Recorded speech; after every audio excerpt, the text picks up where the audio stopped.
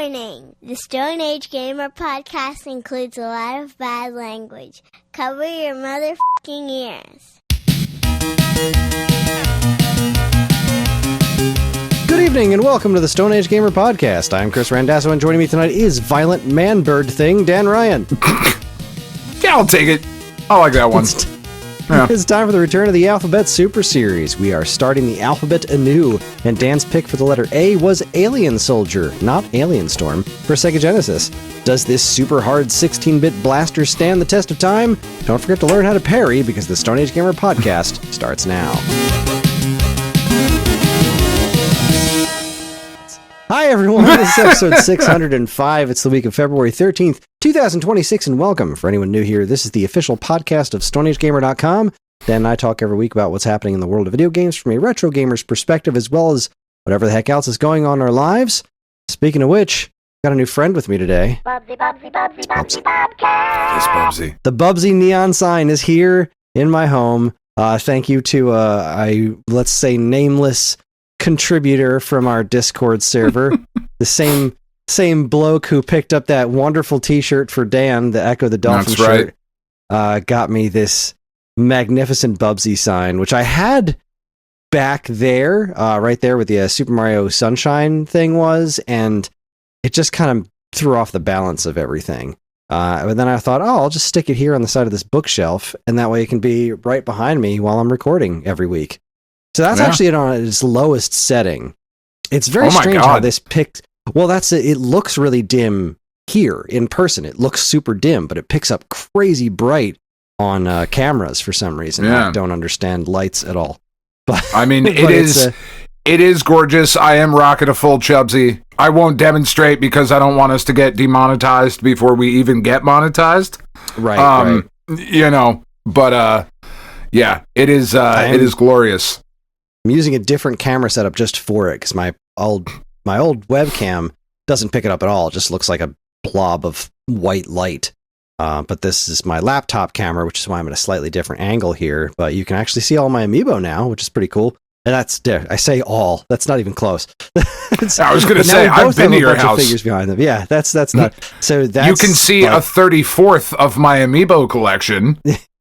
So that's an air conditioning duct on my ceiling. And on the other side, backwards. On the other side of that is another row that goes all the way across the basement, like probably about 3 times as wide as this one. So, yeah, that's kind of how that's going. Oh, Ellie's texting me. And now there's new amiibo you got to go pick up. I mean, we'll talk about it later. That is true. Let's see. But so my daughter can text me now. So yes, Ellie that's is exciting. Texting me. Yes, you can text me, and yes, you can have dessert. Aww. Goofy kid. Yes. No. Yes. So yeah, here we are. Yeah. It's Podcast Friday. It's gotten off to a start, and it's the Alphabet Super Series, right? We haven't done this one in a little while. The way this works is every month, Dan and I are we're taking turns picking games in alphabetical order that we have to play and then discuss. Typically games that like we've never right. That the whole premise is you want to pick games that we haven't really played before, or ones that we've always meant to beat and stuff. Yeah. Which is exactly why I went with your pick. It's exactly why I went with Alien Soldier. If you've listened to this podcast for, any amount of time, it is no secret that I really love games made by Treasure. They just, their game design, language, philosophy, whatever, you want to call it, just really speaks to my particular, just the way that I like to play games. They make games that I just really, really love. And Alien Soldier is one of those ones, due to the nature of how it was released originally, not here. It was one of those ones that I was always like, fuck, man, like, I really want to play that. It looks really cool. but I just never spent enough time with it, right? Eventually you play it through like Shmemulation and whatever. But now that it's on NSO, I was like, fuck it. Let's do this. Let's announce this. Interrupt. That's all right. Ellie says, okay, for dessert, can I make kebabs with marshmallows? Like put marshmallows on sticks? That's all for dessert? Yeah. 100%. Tell her I said it's okay. I said, live the dream, kid. Live the fucking dream, man. Live the dream. I like the imagination. I mean, she's got friends over, so I'm sure it wasn't just her imagination, but still. No. There's definitely some imagination going on. So yeah, Alien Soldier, did that ever... So it didn't come out here at all, or was that like a Sega Channel thing? It was a Sega Channel thing, so that's right. It didn't come out here at all. Exactly, except for like the 18 people that had Sega Channel, it didn't come out here at all. Yeah, and it's been re-released on like a bunch of different things. This is not an unheard of game any longer. It's on NSO, which is why I decided, like, all right, fine, it's finally time to pick this. And usually we give a month, but we forgot and only gave 2 weeks this time. I really wanted to try and spend some time with the ROM hack that gives this 6-button control. I had no time for that. I didn't know that existed. Yeah, so this game, before we get, too deep into the actual conversation, this game should never have been put on a system with 3 buttons. There's so much more that you have to do. Lost Dan. So there was a ROM hack. It was fixed years and years and years later. But that is a thing that you can do if you would like to. Let's go ahead and talk about Alien Soldier properly. So it's developed by Treasure, published by Sega, originally came out in Japan on February 24th, 1995, was then released in PAL territories in May of 1995, and at some point in 1995, it was released to the Sega Channel, which got a lot of really cool games. This being one of them. It was first Wily Wars. I think Wily Wars is on there. Yeah. It was re-released in Japan in 2006 on the PlayStation 2. They put out a thing called Sega Aegis 2500, the Gunstar Heroes Treasure Box, which came out with also Gunstar Heroes and Dynamite Headdy. And then it eventually hit 2007 Wii Virtual Console, and then Microsoft Windows and Steam in 2011, and it was added to Nintendo Switch's Nintendo Classic service on March 16th of 2022. It was also on the Genesis Mini. Oh yeah, it was on the Genesis Mini. So it is a Treasure game through and through. It is a super tough boss fight, almost a boss rush kind of run and gun insanity that is just I love it. I love this game. I fucking love this game. But I knew I was going to love this game. I'm really curious to hear your thoughts on this.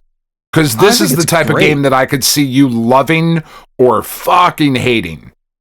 No, I think it's great. I didn't quite get the hang of it. So my first run through it was a couple nights ago, and I had played this before and didn't understand it at all. I think when it first showed up on Virtual Console or something, I gave it a shot, and I just couldn't get the hang of it. The last time I played it, just a couple nights ago, I abused the shit out of the rewind button. Yeah. Just absolutely abused it. And I got relatively far, I think, before I just gave up. It just got to the point where I was just constantly rewinding, just nonstop. And it was like, I'm doing something wrong here. But I'm using my weapons. I'm running out of ammo all the time. There's a strict time limit. I'm doing the dash move, but I couldn't figure out why sometimes I would have this awesome dash of death, and then other times I didn't. So then I jumped into our Discord and read the bunch of our feedback, and everyone was talking about the parry move. And that parry move is what recharges things, and it makes health show up, and it recharges that crazy dash move. And I was like, oh, okay. So I started trying to mess with that this evening right before the show, and I don't think I did better, but I think I had a better handle on what I was doing. Like, I still was rewinding a lot, but I wasn't completely lost in the woods, you know? I like the music, you know, the sounds are all great. It's good. It's just good stuff.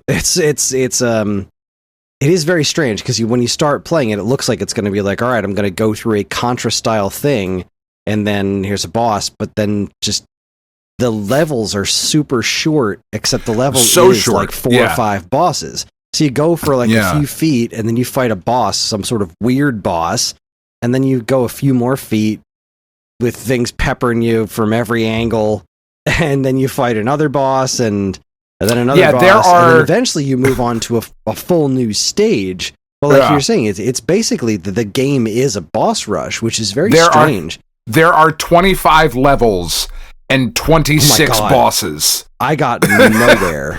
There were 25 levels that I think I made it to the 2nd or 3rd level. Like, this game's tough. But it's really cool.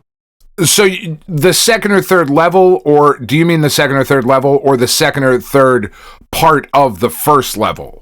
No, like this. They made it to the 2nd different environment. Okay, yes, right. So like that's what I'm saying. Like I think there's only like 5 or 6 different like zones. Might be the best way to put it. I thought you were saying there was like 30 some odd of those. No. Like, no. What? No.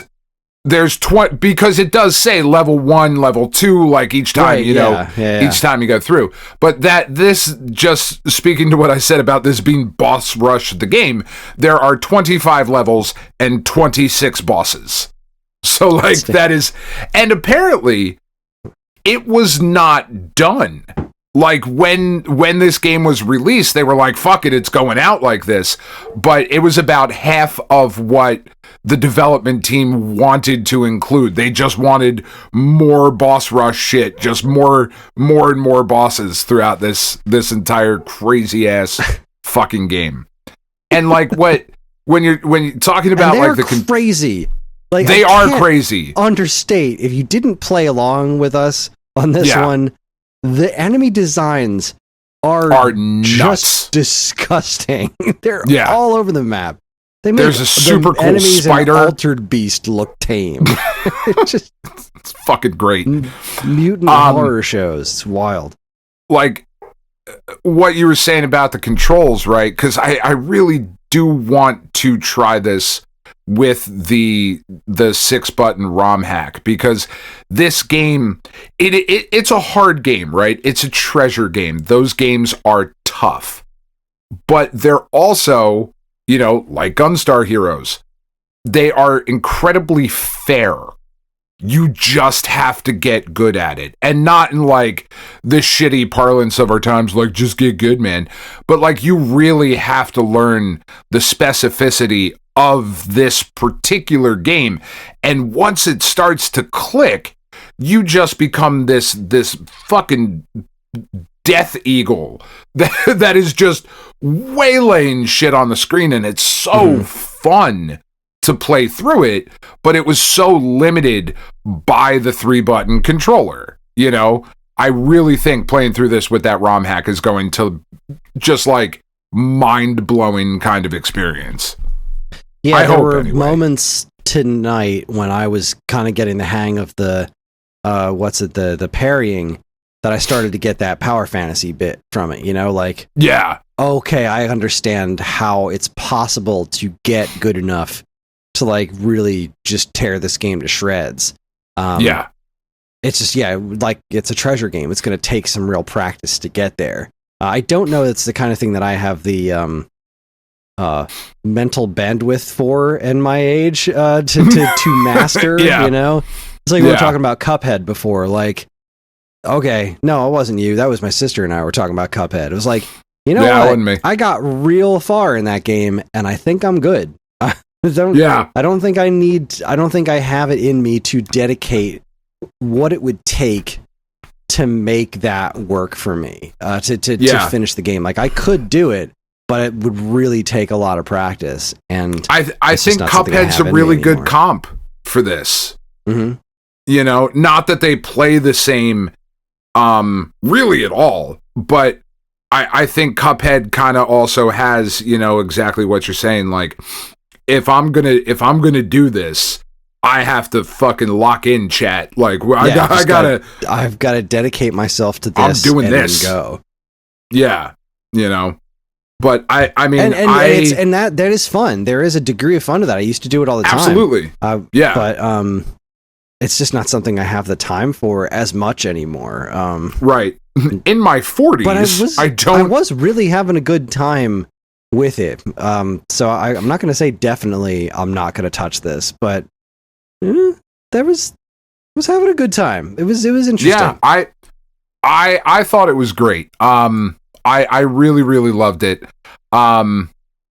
Let's go ahead and throw it into the old 5-point ranking system for our 4 different categories. So for those of you who may be joining us for the first time, Kris and I will keep track over the next 26 months not 26 months. What the fuck is wrong with me? Yeah, no, 27 months, because we do the Christmas one. As we go through each letter of the alphabet, we will rank it on graphics, sound, control, and fun factor. Just stolen completely whole cloth from GamePro, using their 5-point scale.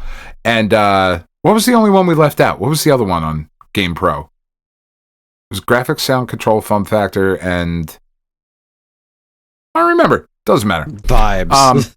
Vibes, yeah. We'll rank those out of 5 for a total possible perfect score of 20, and then, you know, at the end of this experiment, we will tally up where we are and see how things are looking. So, graphics out of 5, Kris, where do you stand on this? Challenge, graphics, sound, control, fun factor, challenge. Yeah. That's why we got rid of challenge, because it's fucking stupid. Yeah, that's not really something that we need to grade on. No, I don't need to rank that. Yeah, that was dumb. Hard as balls. How's that sound? Right? So this is out Alien Soldier. Yes. Right, because hard as balls out of 5. Yeah. I was so close to playing Alien Storm last night, because I booted up the Switch, and I go into NSO, and I'm like, Alien Storm. Yeah, that looks about right. Wait a sec. This isn't sounding right. Wait to tick. Wait a tick. Ah, I found it. There it is. All right, so let's see. Alien Soldier. Graphics. Out of 5. Out of 5? Yeah. I mean, given the... I want to go 4.5. I'd say, like, as far as the Genesis is concerned, it's about as good as you could hope for out of a Genesis, but also... there's things about the art direction that I don't love. Like, there are certain enemies that are just like, well, that just looks like a butt that's pooping things at me. Yeah. There were certain enemy designs, like, I like most of the weird, grotesque stuff, but then there were some of them just like, I think he kind of missed the mark. So I'm gonna drop it a point, just a half a point for some of its art direction, but everything else, I mean, we didn't really get a chance to talk about this beforehand. I had one more thing I wanted to hit on was the story. Jump in. When you start this game, there's this like Tolkien level story of just like, and Flogma Gorgonbobs jumped onto the Fliggage train, and then the Gorgmoms, and they attacked the Gorgmims, and the Gorgmims and the Gorgmoms and the Flubby Flobs went to the Flubby Floops solar system and jibby jobbed, and like it just goes on, and I'm looking at it like, I hope there's not a quiz, because I'm not following any, like 5 minutes into that opening scroll, it's like I'm not following any of this. This is just not making sense. So yeah, I'm gonna give it a 4 out of 5. Sorry, 4.5 out of 5, because it's damn good. It's just shy of perfect. I get that. I'm going with a 5 on this one. Exactly because of what you said. I don't know that you could look better than this on a Genesis. There's a ton of shit on screen. It looks great. The backgrounds are cool. There are some parts of it where the backgrounds are kind of minimalist or whatever, but then there's other parts where they're like super fucking detailed. It animates really, really well. Like it looks really good in motion. I'm being stingy. It's getting a 5. I'm sorry. I'm being too damn stingy. No, I mean, if it's how you feel, like, I get it. I don't see, in playing through it, I just don't see anything where I could be like, yeah, this could look a little better for a 16-bit Genesis game. And again, that's one of the things that Treasure's just really, really good at. They make really good looking games. I'm being stingy because of some of the art direction, but honestly, it's not that it's bad art direction, it just wasn't tickling my fancy. No, I think you're absolutely right. I think it's unfair to give this anything less than a 5 because it does everything it's setting out to do, and it does it very well. So there you go. So the next one I'm interested in where you're going to land on this one with the sound. I think with the sound, I want to go with a 4.5. Because again, the execution was great. I just didn't find anything extraordinarily memorable.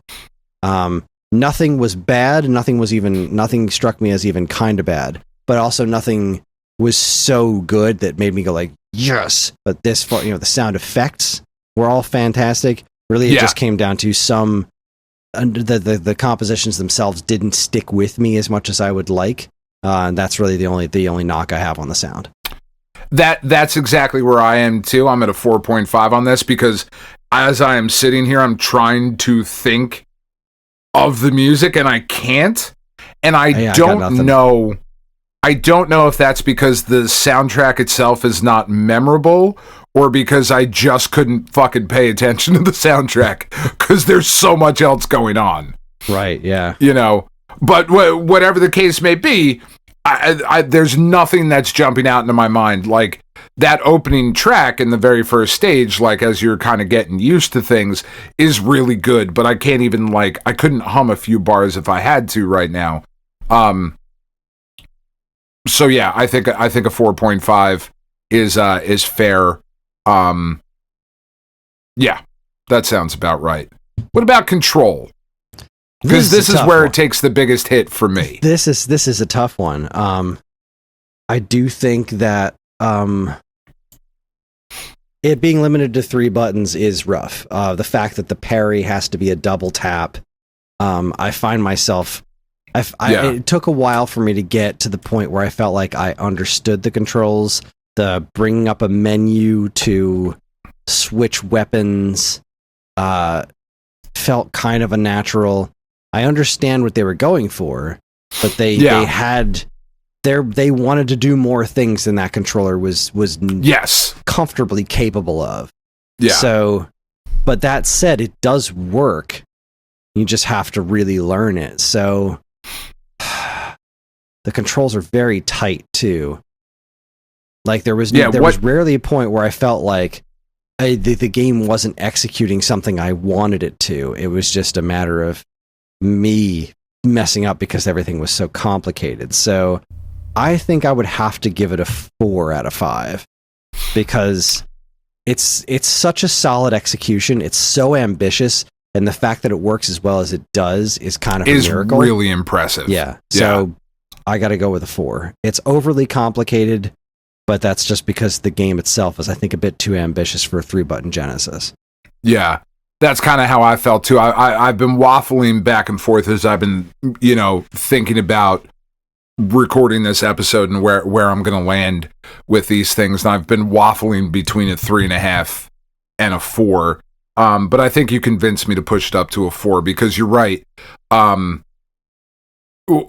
What you are able to do everything, right? You can do everything, even within the limitations of what a Genesis control pad had available to you. Everything does work. And it does feel really good to play. Like, as you're doing the stuff, it's very responsive, it's very quick. There's no, slowdown in the controls or lag or no, like, everything just feels really, really good.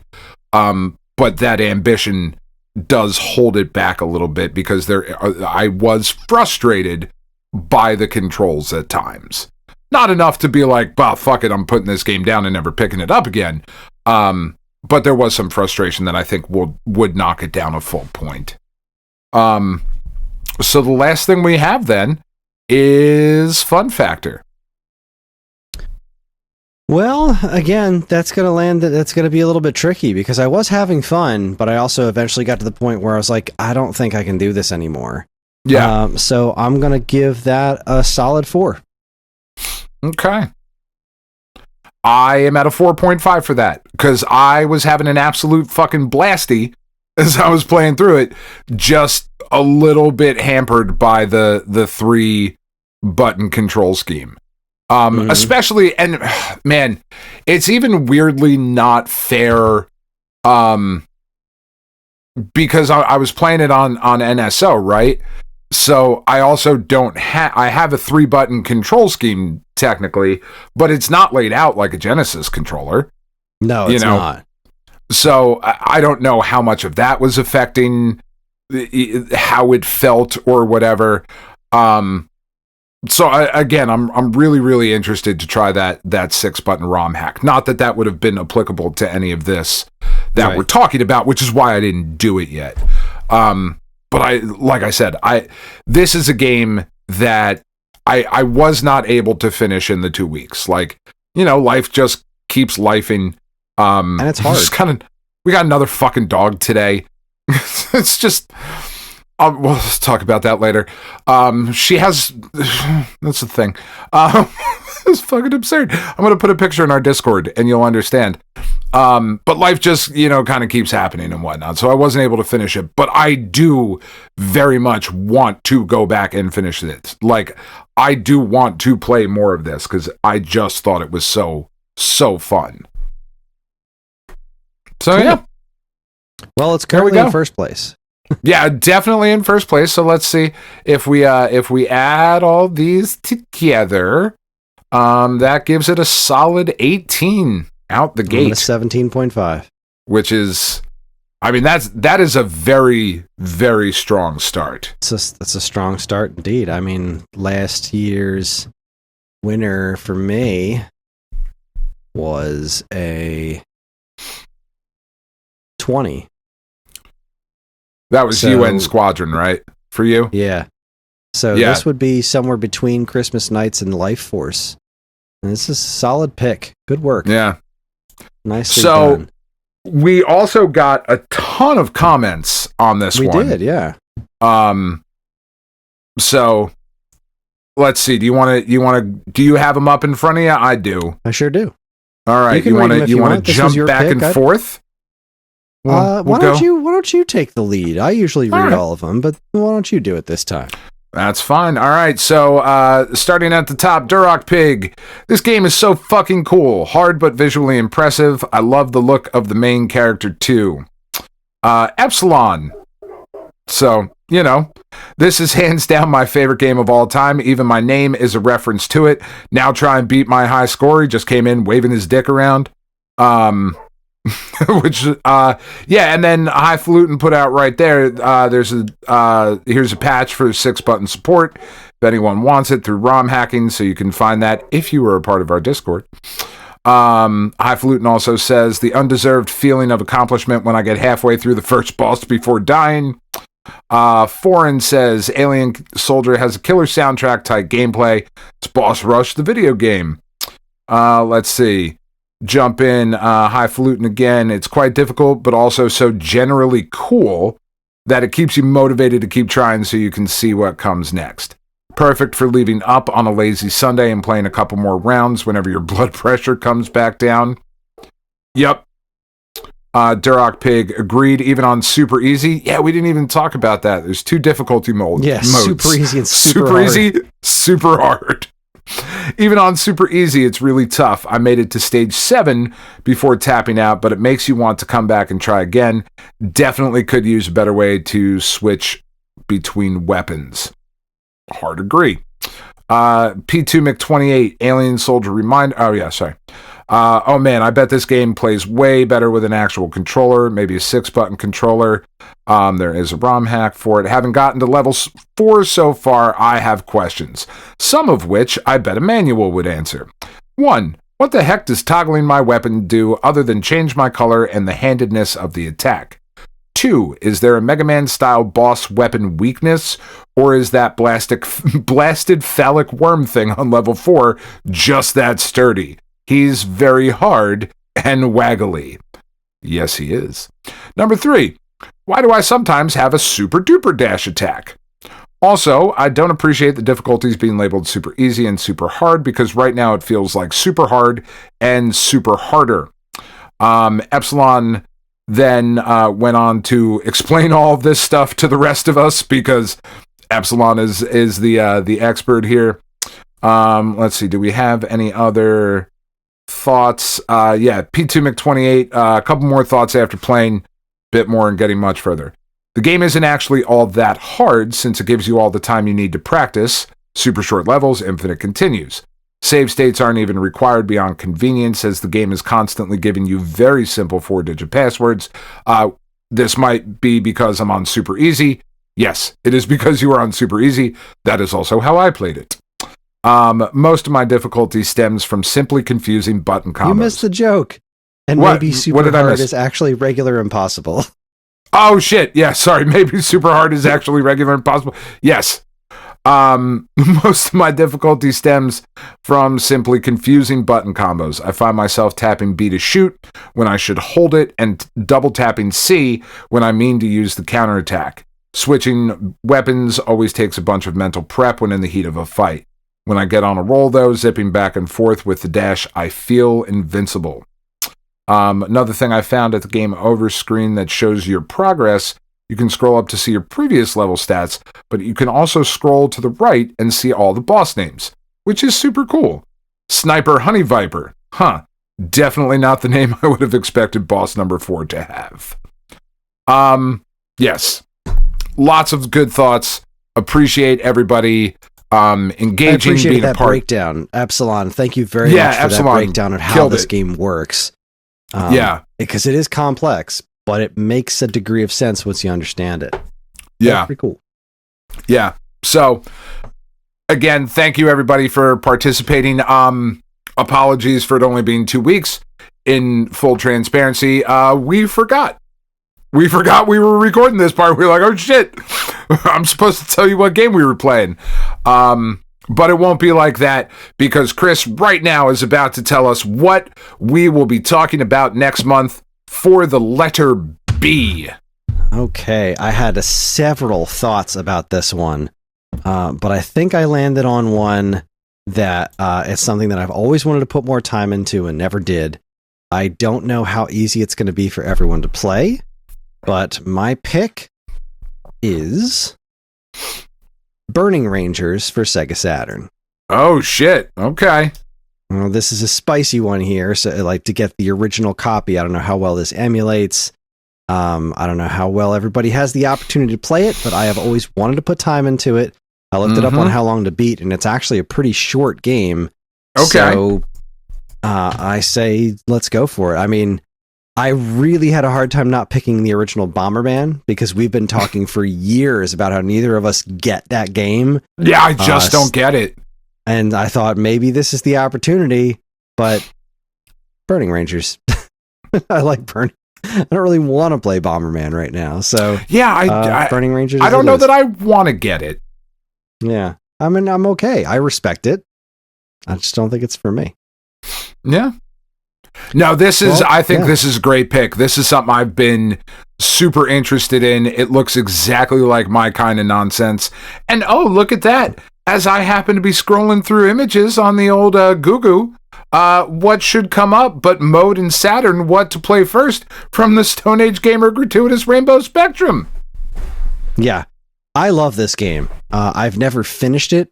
but I think I've put like maybe an hour into it each time I've played it. I've never gotten super far because it's weird. It's about like superhero firefighters, but it's really cool. It's got a really nice concept behind it. I really wish that it was more accessible on modern hardware, but sure.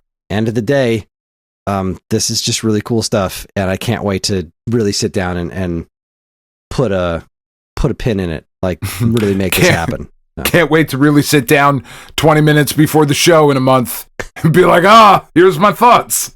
I'm gonna make it happen, damn it. I'm gonna make it happen. Yes, we are. Excellent pick. I'm very excited about it. Fantastic. All right, with that, we're going to take ourselves a quick break. When we come back, we're going to check in with week-old news and see what's been going on in the world. You're listening to the Stone Age Gamer podcast from Geekade.com. Stick around.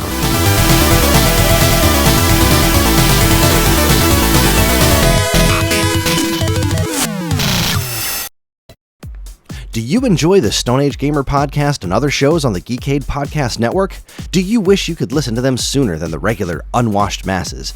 Do you wish you could contribute in some way? Well, then you should check out the Geekade Patreon. Yes, the Geekade Patreon is a wonderful and very much appreciated way for you to help us pay the bills and keep our shows running week after week. As a Geekade patron, you'll get a monthly podcast topic schedule and early access to nearly every show on the Geekade Podcast Network, as well as access to a patron-exclusive monthly show called DC's Amazing Movie Time from the creators of the Weekend Rental podcast.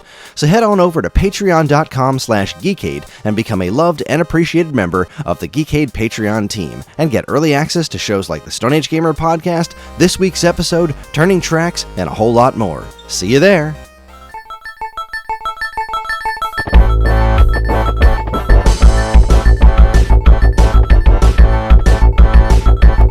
All right, everybody. Welcome back. We have returned from our break. And I can't really mention anything talked about. No. Nope. That's all private. Fuck you. I'm burning through my gambler winnings from last night. Bubsy's still lighting up the room. The kids have all gone home. They're now putting themselves to bed. Theoretically, I suspect by the time I get back upstairs, they will both still be awake. But we put ourselves to bed with milkshakes. Cause fuck it. Yeah, it was great. Why not? Oh, good time. Oh, sorry about that. Let's get it together right now because it's time for my favorite segment, your favorite segment, everyone's favorite segment. Strap yourselves in for week-old news. That's right. There needs to be more pointing on your end, Kris. Yes, more pointing. Welcome to week-old news, where we talk about all the news that was new a week ago. First up, Nintendo results for Q3 of fiscal year ending March 2026. Go Nintendo reports on this lovely business here. So let's see. Nintendo has just shared their financial results for Q3. Blah-de-blah-de-blah-de-blah-de-blah. The Switch 2 has sold 17.37 million units worldwide in total. Switch 2 software sales have reached 37.93 million units worldwide in total. Switch has sold 155.37 million units worldwide in total. Switch software has reached 1,500,160,000 units in worldwide total. Just a bunch of big numbers here.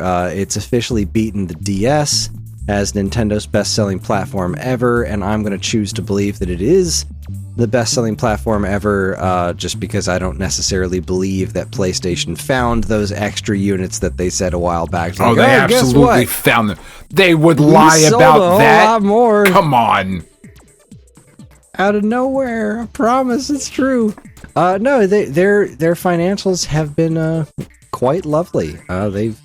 They sold a bunch of stuff. There was a big stink about how Metroid Prime 4 didn't land on the million seller list. It did sell over 1 million, but combined between Switch and Switch 2 versions. I would love to see that breakdown, honestly. But doesn't that count? That counts. Because they're technically two different SKUs. So, no, I know. It counts by all logic, but on their reporting, it doesn't count because each SKU has to sell that specific thing. Mario Kart 8 Deluxe hit 70.59 million units. It's a really good game. that game's never going to stop selling. It's kind of amazing. Nor should it. Yeah, hard agree. It's a great game. They reconfirmed a handful of estimates. The Nintendo Switch 2 edition of Animal Crossing, Mario Tennis Fever, Pokemon Pokopia, Super Mario Bros. Wonder, Super Mario Bros. Wonder Nintendo Switch 2 edition plus Meetup in Bella Bell Park. You really got to knock it off with this stuff, guys. You really Yoshi fucking have to stop. Book, we made a lot of fun of Fortune's Squeenix and their Kingdom Hearts bullshit. This is a horse of a different color. So the thing that's bothering me is that we just had a Nintendo Direct and there still just isn't a lot on the calendar this year. And the whole thing with the Switch 2 was like, no, we're going to be ready out the gate with great new software at a great cadence all throughout. It's like, all right, Mario Kart World, Donkey Kong Bonanza, and Pokemon. Not for us, but not for there us, was Pokemon for the holidays. Pokemon Legends ZA, but again, Legends ZA was a Switch game. Prime 4 was a Switch game. Yeah. Yes, they had Switch 2 versions, but that's that game, but running better. It's not a different That's thing. Fair. That's like, fair. Where's the Switch 2 software? Like, they're just leaning so hard on reselling Switch games. But like, dude, this I'm isn't still like asking that question about the PS5. Like, I know there are a lot more PS5 only games now, but there is still a fair chunk of PS5/PS4 games, and we're 6 years into the system. This isn't like the Wii U, right? The Wii U, repackaging Wii U games on the Switch was a great idea because nobody played those games on Wii U and they were good. So let's get them on Switch where we have a new audience. We're talking like Super Mario Bros. Wonder sold a butt ton of copies. Yeah. Not that long, just a few years ago. Like, who cares about a minute ago? This is ridiculous. I want more original content and I want to know where it is. But anyway, their financials were good. But if you'll allow me to piggyback onto this next one, because I don't have much to say about it, it's directly related. GameSpot reports Nintendo stock nosedives following earnings report despite record-breaking Switch 2 sales. And this is why I hate all of this. Oh my god. We're selling more than we've ever sold. They have sold more Switch 2s in this already than the entirety of the Wii U in its entire fucking lifespan. But because the profit margins are lower, the stock is taking a nosedive. Now, that is partially, as mentioned in that article, amid the rumors of the price hike.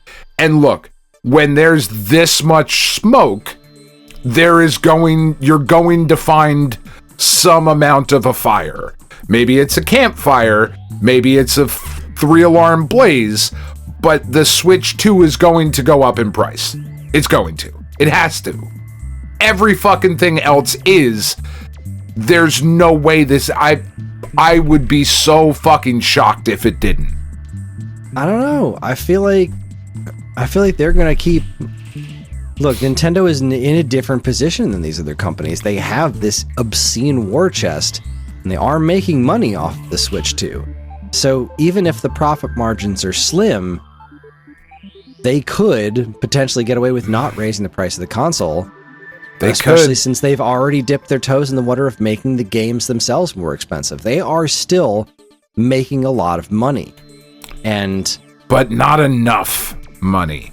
Clearly, because not the enough stock money for the has stockholders, nosedived. But Nintendo has famously been like, they march to the beat of their own drum. It's difficult to say. Like, I think you're probably right, but I'm not willing to say that it's definitely going to go up because it doesn't necessarily have to. And I feel like they priced it at 5. Like they overpriced it from the get-go to prepare for this.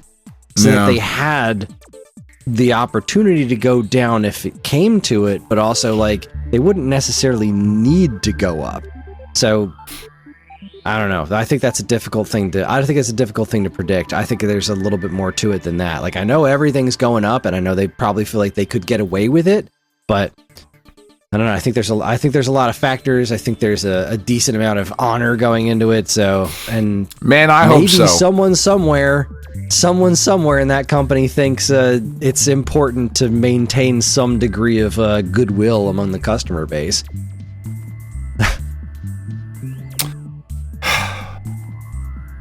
Yeah, it's a nice thought. GameSpot reports. It is. That we didn't even fucking talk about this when the direct happened. This is why I put this here. So there we was could make up for last week. There was another new little teaser dropped for the Super Mario Galaxy movie where Yoshi eats Kamek and blasts into space in this trippy new teaser. Look, we know I am not the biggest fan of the Super Mario Brothers franchise as far as video games are concerned. I fucking loved that movie. I thought that movie was just fucking awesome. And super fun. Everything I have seen for this sequel looks fucking great. It looks great. It's got great. Mouser in it. It's got Mouser. A Mouser in. Like Mouser was there. I think I saw Claw Grip in there. I think so. Which is difficult to say, but it's. I feel like we're gonna get the whole great. Super Mario 2 crew in there. Yoshi looks great. Like Yoshi looks awesome.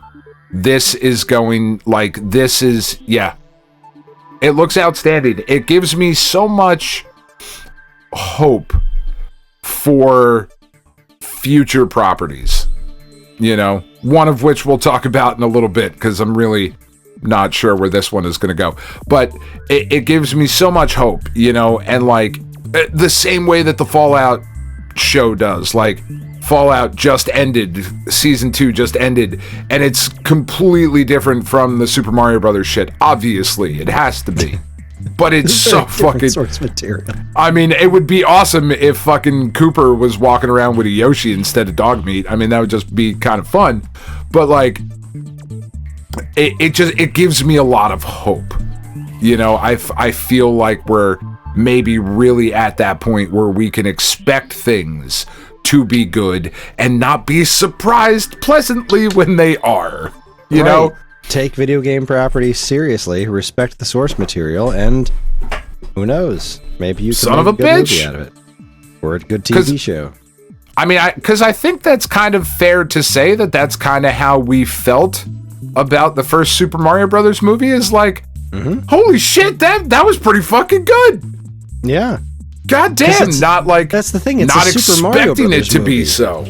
Even in a world where it's about respecting the source material, it's not like there's deep lore in Super Mario Brothers. Like, no, there's not. You know, unless you go into the RPG territory, which was never the point of the movie. Like, if you're just talking about the basic games, the story's never been all that deep. But they got it. It's about a plumber from Brooklyn who is fucking tripping balls hard as fuck, man. Like, he's got some really good shit or some really bad shit. Either way, that dude is in a fucking room by himself, just fucking zonked. Like, what the fuck? I'm seeing shit and there's dinosaurs. It's fucking dope. They put Kid Icarus in that movie. Like, he was playing Kid Icarus in his bedroom. I know. That was just like, that was for great, me. Man. That was for me personally. It was great. My heart. Yes. All right. Gizmodo reports that my mouse isn't scrolling. I can't. Why is this all the way down? It's like hidden by ads. Move screens. Oh, it's about accepting cookies. Whatever. Gizmodo reports HBO is making a Baldur's Gate TV show. Last of Us showrunner Craig Mazin Smith will work with Hasbro to pick up on the story of Larian's smash hit RPG Baldur's Gate 3. Okay. Sure. Yeah, so like, I don't give a shit about Baldur's Gate, not because I feel any certain kind of way about it. I've just never played it. Similarly to Fallout, I'm now expecting this to be good. You know? Like, yeah, I mean, it's possible. Yeah, if it's that's HBO, where we're at. They have a pretty good HBO's got a pretty solid track record. Yeah. HBO has been doing really good stuff. I still kind of feel like A Night of the Seven Kingdoms is like the CW version of Game of Thrones. We haven't touched it. We finished Fallout and we were watching Wonder Man. That's all we're at. Oh God, Wonder Man's so fucking good. It's so fucking good. Give me all of your Trevor Slattery. Give me all of your Trevor Slattery. There is a moment in episode 8 where Trevor and Simon are on a balcony and they're talking about acting, and Ben Kingsley should get, at the very least, Best Supporting Actor for this fucking scene alone. It is so powerful and so good. It is. I was fucking crying listening to him talk about that. It's fucking beautiful. But I love that they've made him into a character, like, for real. Yeah. Because he was I thought he was a brilliant punchline in Iron Man 3. I thought that was hilarious. And then the fact that they brought in the Mandarin as a character in Shang-Chi, which was very good, and he was awesome in that. Yeah. But now they're really Morris! using him, and it's just... You can see Morris! It's outstanding. Anyway, what the hell are we talking about? Baldur's Gate. So Baldur's Gate, I just threw that in there because I saw that pop up today, and it's like, look, HBO's fucking killing it with The Last of Us. You know, they do really good work. The Fallout show's great. Hopefully this Baldur's Gate show is great. Because this next story, I don't even know. Polygon reports that Sony continues to go all in on generative AI with podcasts that are voiced by video game characters. So Sony is trying to... all of that. Yeah, I hated this entire thing.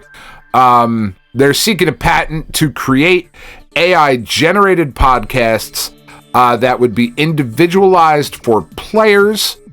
So, like, I don't exactly know what this is, how long these would be or whatever, but the idea is that you would boot up your console and there would be like a recap of news and some game recommendations, some trophies that you got or that your friends just got, just kind of give you like a quick rundown of like things that have been happening in your PlayStation experience and like things tangentially related to your PlayStation experience.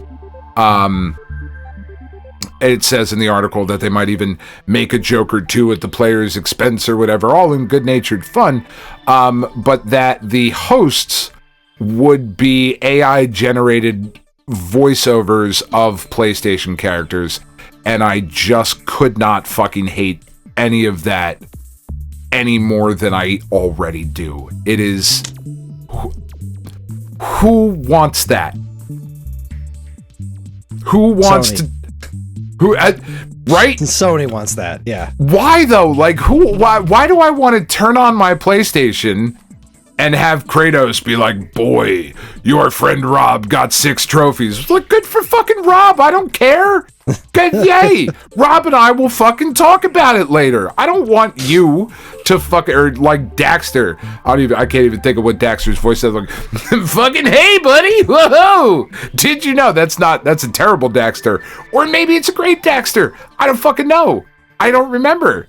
Yeah, but like, I don't fucking want that. No, who wants that? I don't like it. Oh god, it's so fucking stupid. It's so fucking stupid. Really want the bottom to fall out on this as quickly as humanly possible. God, I don't know that it's going to, but Jesus Christ, I hope it does. Speaking of Jesus Christ, Toy Ark. Best transition ever. Toy Ark reports Hasbro lands the Street Fighter license. Well. For the Hasbro, movie. Huh? For the movie. For the movie. I don't know, man. I don't know about this movie. I just don't know about this one. So maybe it's going to be great. I don't know. I just don't know. Okay. As we were just talking, about how I expect things to be good now when video games are related. I don't expect this to be good at all. I just don't see how it can be. Cody Rhodes, I like professional wrestling a whole lot. I like Cody Rhodes just fine. I don't see him as an actor carrying a motion picture. Roman Reigns, another professional wrestler, and also like fuck WWE and whatever. Like, but just speaking of the company taking that part out of it, thinking about like the individual performers, like Roman Reigns as Akuma, like no. I just don't. I think. But all that being said, if you think back to the old G.I. Joe shit that Hasbro did, or the old Street Fighter shit that Hasbro did when Street Fighter was a part of the G.I. Joe line, like, I don't know if you remember those figures. Oh, I remember Chris. those figures. They're fucking awful. However, Hasbro does a really nice 6-inch super articulated Marvel Legends style line for G.I. Joe called G.I. Joe Classifieds. They are gorgeous figures. I love them. I've only purchased 3 of them because otherwise I would have to have all of them, right? They're so good. If we can get some of those old Street Fighter designs in superposable, highly articulated, well sculpted, well painted, this will be the greatest toy line of all times. Chun-Li, her Street Fighter figure, her Street Fighter G.I. Joe is such dog shit. It's so great. I'm so excited. The only one I can picture right now is the Blanca one. Oh god, the Blanca one was being. They're not bad. Great. No, they're legitimately bad. But yeah. Oh god, I'm looking at a whole bunch of them right now. There were vehicles, the Beast Blaster that came with Blanca and Chun-Li, but they were in exclusive colors. Blanca was blue and Chun-Li was in a red fucking outfit. God, these are so bad. They're so bad. Like, and the amount of part reuse that you can see on the fucking characters, like Balrog is just terrible. But anyway, I'm fucking excited about figures for the movie. Let's do it. Make it happen, Captain. All right, you're up. So, sorry, it's my turn. Who is this? Engadget reports that Sony's holiday PS5 sales dropped 16% compared to last year. However, the company has now shipped 92.2 million PlayStation 5 consoles around the world. But sales, even with that, sales were down sharply over the holiday season. During its key third quarter, 1.5 million systems less than last year, so 16%, which makes a lot of sense, right? That everybody's fucking struggling. Sony did really, really well earlier in the year. Now PS5 sales are starting to slow a bit. And what I thought was interesting and why I included this is because there were also a bunch of articles that have come out recently talking about how, at the end of last year, we were starting to get the rumblings of like PlayStation 6. It's coming sooner than you think. Fuck, I just turned my camera on. I'm over here now. The tracking, yeah. Now I'm over here. So now I gotta. So like the stories were coming out that the PlayStation 6 would be coming out quite soon, and now stories are starting to come out of like, maybe not so fast. Maybe we'll wait a little bit. It's okay. Then you get that piggybacked with sales being down, and it makes a lot of sense. Like, there's just no need for it yet. Clearly. Couldn't agree more. There's just no need for it. Well, this next one. Let's see. SDHQ reports Valve confirms RAM and storage shortages for delayed price announcement for Steam Machine. That sentence does not work.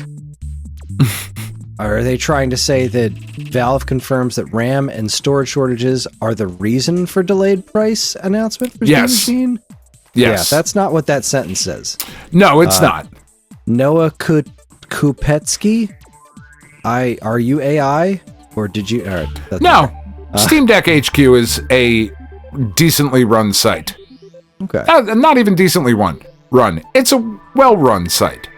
That's maybe just not the best headline. Yeah. Anyways, okay. Well, that tracks.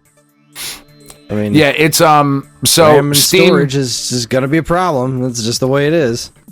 Steam put out a blog post. Because last year, right, they made this big announcement, the 3 new things, the VR headset, the Steam Machine, and the controller. And they said these are all coming out, in early 2026, right? They made that announcement in November. And we still don't know the price of any of that stuff. However, Valve put out this blog post and said, the memory and storage shortages you've likely heard about across the industry have rapidly increased since then. The limited availability and growing prices of these critical components mean we must revisit our exact shipping schedule and pricing, especially around Steam Machine and Steam Frame. Right, which makes sense. Like, the RAM is not affecting how much the controller is going to cost. Our goal of shipping all 3 products in the first half of the year has not changed, but we have work to do to land on concrete pricing and launch dates that we can confidently announce, being mindful of how quickly the circumstances around both of those things can change. This thing, while I think it's going to be awesome, and I really, really want one, I really think this thing's going to end up being, like, prohibitively expensive. I don't see how it couldn't be at this point. If they're coming out now, 4 months later, and being like, fuck, guys, we don't know. Sorry. You know, that sucks. I still don't really know what to make of these things. It's not really the kind of thing that I was all that jazzed about to begin with. But yeah, it's starting to smell like they're going to be super expensive. I don't know. Computers are expensive. I'm sure they're still going to find an audience. Folks love Steam. So. Oh, sure. And look, like, the Steam Deck is expensive. Yeah. Steam Deck OLED is expensive. And it's a spicy meatball. It is, and they don't necessarily have to, like, compete against the Switch 2 and PlayStation and Xbox or whatever. Like, it's certainly going to be a more niche product, but I think they would certainly like to be in the conversation, right? Like, otherwise, why do this? You know? Doesn't make a ton of sense. Everybody's already buying the shit on the computers they have. Like, you're obviously trying to reach a different market. They're trying to find a reason for Kris Randazzo to want a Steam Machine. And if it's $2,000, doesn't matter how good the rest of the shit looks. You know? I can't afford to even get in the fucking door. Nope. So. None for me, thanks. I'm driving. Yeah, I'm full. Let's see. Time Extension reports that Panzer Dragoon Saga. Let me try that again. Panzer Dragoon Saga. Sega Saga. PC port was abandoned in 2020, but its developer is motivated to work on it again. I've been itching to make some progress. The developer behind Panzer Dragoon has gotten in touch with Time Extension to clarify some things. It says the decomp recomp started a long time ago. We've been talking about that a little bit more here that seems to be something that's gaining a lot of steams with this fuck. Seems to be gaining a lot of steam with this era of gaming. So he says that that process started a long time ago, around 2015, trying to make progress on and off. It was started under the impression that the code was lost. The game was programmed not like a traditional RPG, making everything a bit impractical. The locations, battles, interaction is custom, requires manual implementation, right? Which is not something most people are going to then go do. Other people have since picked it up. There has been renewed interest, though, and this is something that we might actually get to see. Which again, I think this kind of native PC ports of these games that never got PC versions can fix a lot of the issues that emulation has, can get us close to, perfect versions of these games, and can then further preserve these things in perpetuity, which is always a good thing, I think. Hard agree. Anything that gets Panzer Dragoon Saga closer to being more readily accessible to people is good by me. Yeah. It's a wonderful game that I've never finished, and it's not very wieldy even on original hardware. Like if you have, I have the game and I have the Saturn, and it's just not a very wieldy experience. Right. I would love to see it on modern hardware. I like that. Yeah. Moving right along. Go Nintendo? Is that what I'm looking at? Yeah, no, Nintendo Life. Nintendo Life reports Nintendo expands Switch Online's Game Boy library with 2 more titles. Yoshi for Game Boy, who cares? Balloon Kid is here for your perusal. I love Balloon Kid. I have always loved Balloon Kid. And when I saw this, I just about flipped my brain off. It was just like, huzzah! I had just gotten back from a relatively difficult evening, and then I came home and the Flyers won, and that was a really exciting game, and then I turned on my Switch and Balloon Kid was there. But, so what I always do is whenever these updates happen, I will also update the Japanese version to see what happens there. And oh boy, was I happy I did that, because the Japanese version got Balloon Fight GB, which is a Game Boy Color remake of Balloon Kid. Not remake, but a fully colorized version of Balloon Kid with an added map screen and a different title screen that looks really nice. It's marvelous. Why wouldn't they put that on the American one?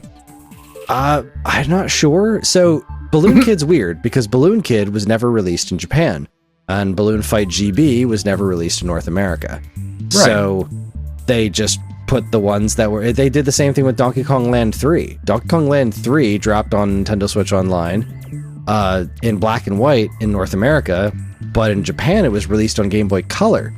So the Japanese app has the color version of Donkey Kong Land 3, whereas the North American one doesn't. It's just weirdly regional. I don't know, but yeah, I've been playing through the Game Boy Color one for the first time because I've never played that one. I never really gave that one a shot. I never, downloaded it on EverDrive or emulation or anything. Right. And now I'm playing through it in color, and it's just as wonderful as I had hoped it would be. Balloon Kid's such a fun game. I love this expansion. And like Yoshi's a solid puzzle game, but the NES one already exists on there, and the NES versions, it's in color. It's got a bigger play field. It's just it's just better. It's a better experience. Doing these Game Boy ones on here too, because there are people who liked these puzzle games and they played them only on Game Boy because Game Boy was quite the machine for puzzlers since it came with Tetris. Right. I don't know why you'd want to play the Game Boy version of Dr. Mario when Dr. Mario for NES and Dr. Mario 64 are already on the service. But if the Game Boy version of Dr. Mario is what you are used to, what you put hours and hours into, then sure, I'm glad that that's there as an option. I love that they're doing stuff like this. So yeah, go play Balloon Kid. It's great. Outstanding. IGN reports, and we'll get more into this here in a couple minutes, but Indiana Jones and the Great Circle, the Nintendo Switch 2 edition, is going to be on the game card. Fallout 4 and Oblivion Remastered and Skyrim are code in a box. Code box. I don't know why. I'm happy at least one of them is on the card. Same. That's pretty cool. You know, like we were kind of talking about that in the Discord a little bit this week, just about going back and forth about I was talking about it anyway, and it led to a little bit of discussion just about, again, physical versus digital and all of those things of like, you know, I'm buying these games physically, but even still I'm installing, you know, the entire game onto my hard drive anyway, so why the fuck am I buying this physically? You know, again, why am I taking up more space with this? You know, whereas at least I know with certain Switch games, you know, like, I know that I have the entire game here. No matter what happens to this, it's here. I will plug this in and it will work. It will function the way that it's intended to, yeah. Yeah. I don't know. I'm happy to see that at least one of them is on there. And, man, I am so cautiously optimistic about what you are going to think of that fucking Indiana Jones game. Yeah, I'm pretty curious about it. I'm glad the Nintendo Direct happened when it did, because I'm supposed to write a preview for Indiana Jones. Now I have something to go off of, so yeah. Yeah. Before we get to that, actually, no, we should probably get to the other thing. We should probably get to the Nintendo Direct first. Where did I put that? Oh, that down here? All right, so let's cover this partner showcase. Okay. I don't think there's a ton to really discuss here. This was a partner showcase, so I went into it with zero expectations because I usually don't care about much in the partner showcase. But it kicked off, I thought, with a pretty nice game, Orbitals. I hadn't really heard of this before. So this was previewed previously. I don't remember where, but this is not the first we've seen of this. Is this the first we knew that it was a Switch exclusive? Maybe? That might be true.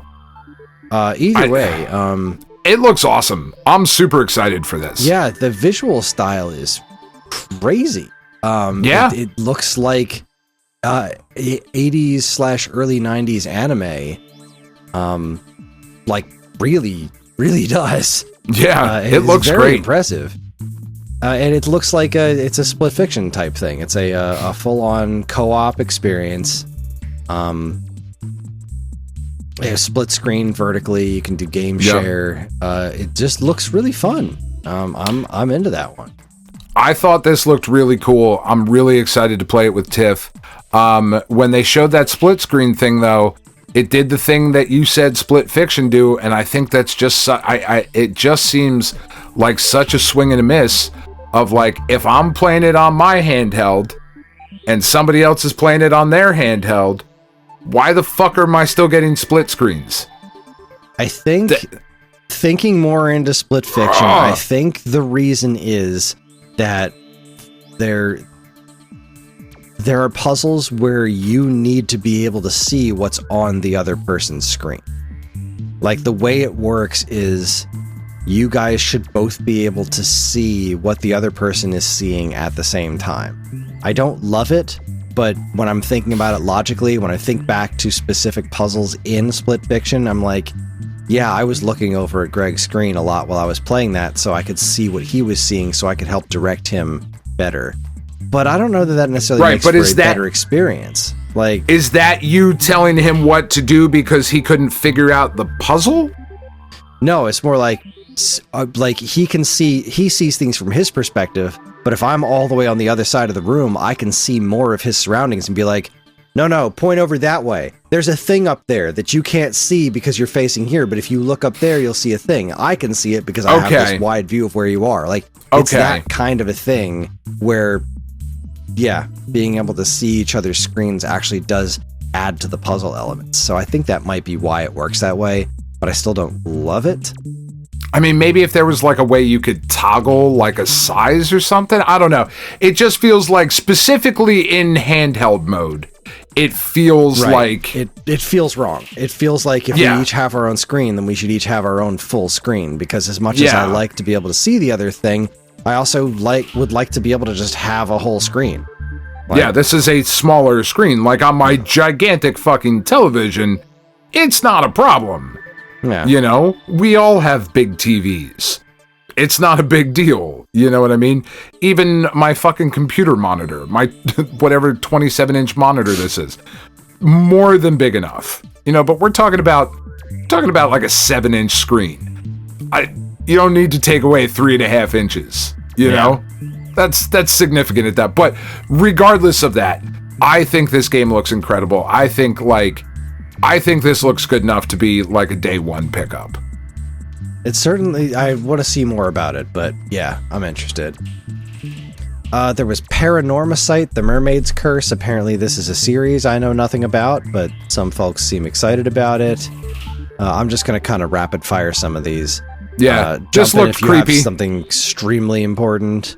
Captain Tsubasa 2 World The Fighters. only thing about Paranormasight was in the trailer they were like, and a detective, and a this thing, and a housewife who's investigating murders. And I was like, what? The fuck is the housewife here?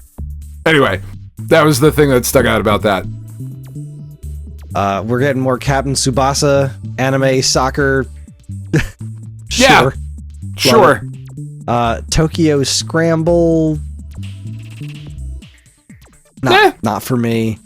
So Valheim was interesting because apparently it's supposed to look like that. I don't know this game very well, so I'm looking at the trailer like that ain't looking too good, but apparently it's supposed to look that way. So I don't know. It looks like Minecraft-y sort of thing. Apparently it's a really cool game and it's impressive that it's even running on Switch 2, but yeah, very, very not for me. Yeah. Hollow Knight is getting a Switch 2 edition, and they're like, with increased frame rates and something like, I don't remember there being any problems with the frame rate on, like, I'd like to see a side-by-side comparison, but this was one of those things like, did this need a Switch 2 edition? Was there... I don't think it did, but... Okay, but it's sure, free. It's free, exactly. Yeah, so that's cool. eFootball Kickoff. Yep, that's a shit name. That's a bad name. I don't know. Yeah. What was wrong with Pro Evolution Soccer? There was a thing, and I don't know why it was a thing, but there was a thing that I didn't care enough to like really look into. But yeah, there was a thing. Butts. Yeah. I trust you. Speaking of bad names, The Adventures of Elliot, the Millennium Tales. This game, I'm just not crazy about HD 2D stuff. The Square's approach, like I get it, it's neat looking, but I don't really like it all that much. And I think this name is terrible, but this game looks kind of neat. Again, not for me. Yeah, I mean, yeah. I want to like this more than I do. Yeah, I guess. I'm fine with liking it exactly as much as I do, which is not at all. Yeah. That's fair. Speaking of things that we don't like, Super Bomberman Collection. Yeah. Again, this is cool. Way to go, guys. Yeah. Collect the Bomberman games. That's great. You should do that. And I won't be buying it. Final Fantasy VII Rebirth looks incredible. Yeah. Again, I don't know what magic they're working on the Switch 2 here, but this is a really good technical showpiece for this platform. It really is. Looks just incredible. I'm surprised we didn't hear anything about the third part. I kind of expected them to be like, and the third part is coming day and date to Switch 2. Yeah, that seems to be the rumor. That is the rumor. They have not. Yeah, they have not announced that officially yet. I would imagine maybe at Summer Games Fest is when you will get like that. Feels like a big announcement, not just like on this partner direct. But man, what the fuck do I know? Capcom's Pragmata. I haven't tried the demo yet. Kind of forgot the demo existed. In fact, why don't I download that now? Maybe I'll play it over the weekend. Yeah, I'm gonna check out the PS5 demo because this is coming to both platforms, and I imagine it will play better on the PS5. I think this looks cool. I'm very interested in it. It's a new Capcom IP. So like, Girl looks so creepy. Yeah, she definitely does. So creepy. But it's new Capcom IP, and like that always at least has my attention. You know? Yeah, I do. I get it. Yeah, it has my attention, clearly. I'm talking about it. I'm downloading the demo as we speak. I like that I can do that. I can just go to their website and download the demo. Yeah, that is cool. So that'll be available the next time I turn on my Switch too, which will probably be in the morning. But yeah, I don't know, man. There's still something that's not quite rubbed me the right way about this game, but I hope it's good. I hope I'm wrong. I usually am. Did we know Turok Origins was a thing? I don't know. The only thing I cared about in this trailer was that they highlighted the fact that you can switch between first and third person. And that is just what I want in every game. I know that's not realistic to expect, but I want that in every game. Indiana Jones and the Great Circle would have been a 10 if I could have played that in third person. But no, you don't get to look at a digital Indiana Jones butt, so... and that takes it down a significant amount of points in my estimation. Knocks down some pegs. It does. Kyoto Xanadu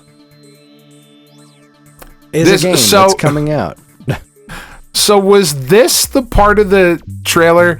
Yeah, this was like in the trailer. They were like, now let's look at some animazing games. Like, these are all anime inspired. And I'm watching this with the family, and Tiff goes, well, what the fuck have we been looking at so far? I was like, yeah, that's fair. We've got Digimon story. Wow, Hopper is barking at someone. Get him, Hop. Like, I don't think. Yep, it's Karen. She's home. I see her walking in the. Because I have a window above my desk, above the back door. Bite her butt. Wow, he is losing his mind. Digimon Story Time Stranger. I still can't believe Digimon is still a thing. Still a thing. Grand Blue Fantasy Relink Endless Ragnarok. Sure. Yep, lots of names there. Not? Monster Hunter Stories 3, Twisted Reflection. They just keep making those. This was interesting. That looks really cool, but I will never be okay with calling them monsties. I am not a child. Yeah. Fucking stop it. No, I wasn't cool with that at all. Yeah. So we got some Arcade Archives stuff. It was like, I didn't expect to see Arcade Archives on during a Nintendo Direct. That's kind of neat. But they're also doing console archives now, which the freaking Cool Borders was on there, and I was watching a video earlier today because I looked at it, I was like, wow, that looks exactly like the PlayStation 1 version of Cool Borders. That's pretty cool, because I was watching a video earlier about how PlayStation 5 has all kinds of filters and stuff on their PS1 games. They don't look like PS1 games anymore. This was spot on. That very unique, specific PS1 era visual style. That was pretty wild. That PS1 era jank. Yeah. This is interesting. And what's weird is they're like, and the first two games are Cool Borders and Ninja Gaiden 2. So we've got a PlayStation game and an NES game that is already on Nintendo Switch Online. So I don't know who this is for. I really like. Honestly, I don't know who half the Arcade Archives are for either. Like, there's all these Egg Console and Arcade Archive games. Like, who's spending $8 on that? Clearly somebody, because they keep making them. They do keep making them. That's cool. I mean, but at the end of the day, if it's like $8 for a perfect version of Cool Borders on your Switch, sure. I'll pay $8 for SSX Tricky. I'm not fucking paying $8 for the first Cool Borders. Like, they made more, and they made them better. Yeah, well, maybe we'll get to those give me the good Cool Borders. Don't give me the shitty first version. Like, I gotta pay incremental upgrade fees again. You gotta start somewhere. You gotta start at the beginning. I'm gonna start with Tricky. That's the only game I need to go back and play. Fuck you. There was a sizzle reel. We got some new footage of Scott Pilgrim EX, which looks great.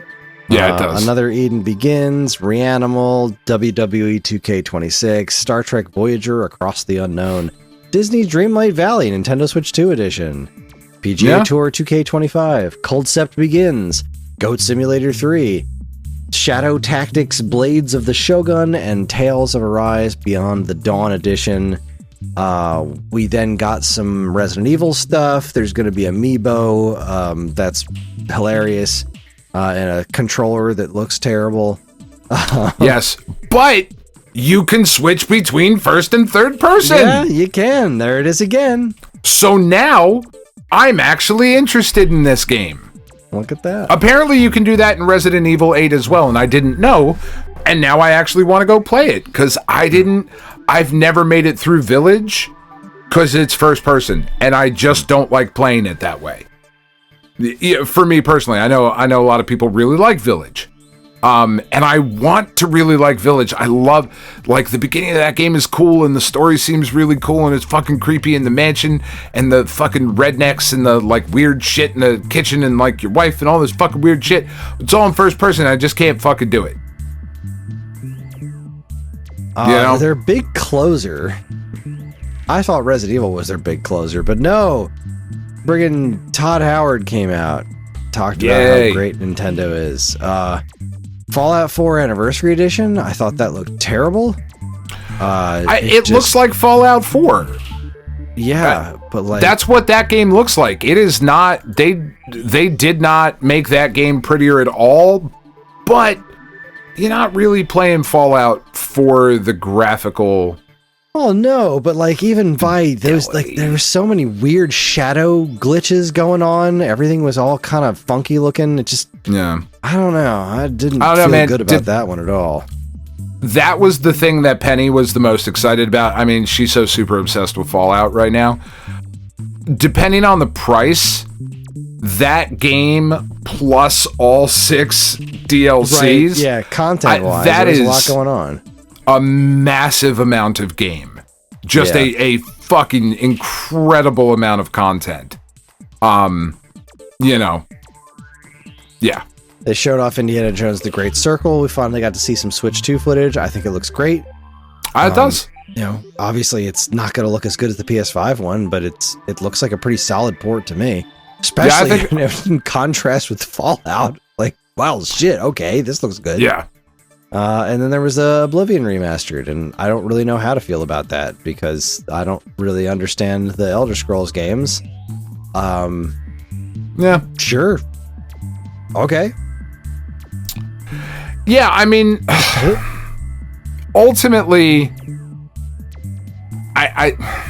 so the issue that I had with this being like a Nintendo partner direct is that there really wasn't anything new. You know what I mean? Like, obviously,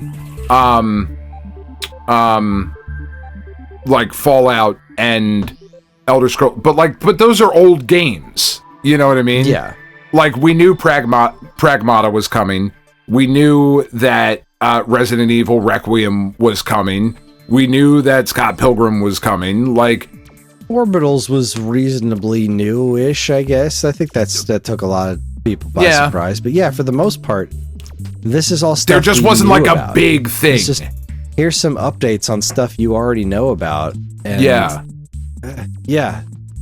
But it's a partner showcase. I never really expect a lot out of this. And I was perfectly whelmed by the whole thing. It's a solid amount of content, so whatever. Yeah. I mean, like I said, I think that Orbitals game looks incredible. That might end up being a day one purchase for me.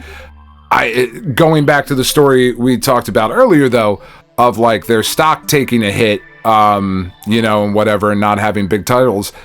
I didn't see anything in here for people to be like, well, fuck, I got to get a Switch 2 now. Yeah, that's not really going to move the needle because most of this stuff isn't exclusive.